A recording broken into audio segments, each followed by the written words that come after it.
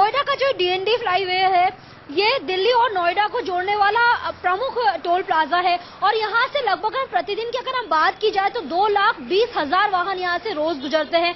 और इस जो टोल प्लाजा की इसकी जो लागत बनने में आई थी वो 408 करोड़ रुपए की लागत थी इसकी, और 11 वर्ष जो पूरे हो चुके हैं, ऐसे में उसकी लागत से भी ज्यादा दुगना ये लोगों से वसूल चुके हैं। जबकि डीएनडी प्रबंधक और नोएडा प्राधिकरण के बीच में जो समझौता हुआ था वो ये समझौता था कि जब इसकी लागत वसूल ली जाएगी तब टोल टैक्स लेना लोगों से बंद कर दिया जाएगा। चलिए, और ये इंदु ये हो नहीं पाया, बिल्कुल सही आपने कहा। और अपने दर्शकों को ये भी बता दिया जाए कि ये पहला भारत का पब्लिक प्राइवेट पार्टनरशिप की रोड है जो डीएनडी फ्लाईओवर जिसके नाम से हम जानते हैं। मेरे साथ पुलकित नागर भी हैं। पुलकित, ये देश चाहता है कि आप बीओटी बेसिस पे सड़कें बनाइए, पब्लिक प्राइवेट पार्टनरशिप के बेसिस में सड़कें बनाइए, लेकिन ये जो कॉन्ट्रैक्ट है इसमें कम से कम पारदर्शिता तो लाइए। हमें मालूम तो हो कि हम कितना टोल दे रहे हैं और कब तक टोल देते रहेंगे।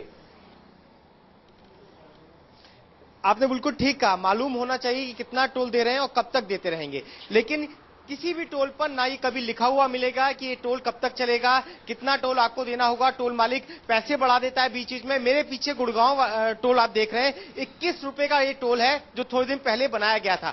विवादों में लगातार रहा है। कोर्ट के आदेश हुए थे, बीच में 15 दिन के लिए टोल बंद कर दिया गया। यहाँ पे किसी को भी पैसे नहीं देने होते थे, वजह थी जाम।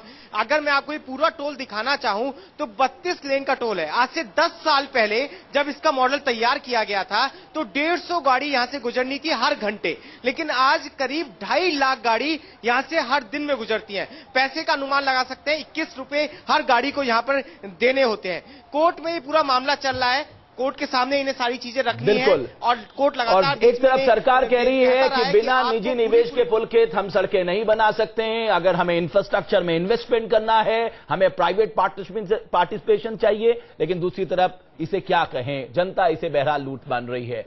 महाराष्ट्र में टोल दर सियासी मुद्दा बन गया है, लेकिन देश के कई हिस्सों में टोल सेवा मुश्किलों का सबब बनी हुई है। टोल के नाम पर आम आदमी से मोटा पैसा वसूला जाता है, लेकिन यह फीस जिन सुविधाओं के लिए ली जाती है वो नाम के बराबर होती है।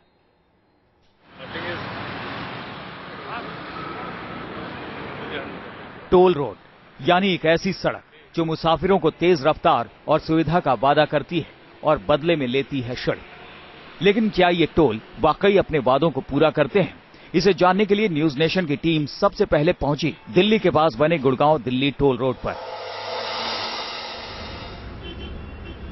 इस टोल रोड पर रोज हजारों गाड़ियां गुजरती हैं और यहां से गुजरने वाले लोग पैसा भी भरते हैं, लेकिन सुविधाओं की बात आती है तो लोगों की जुबान से सिर्फ शिकायतें निकलती हैं।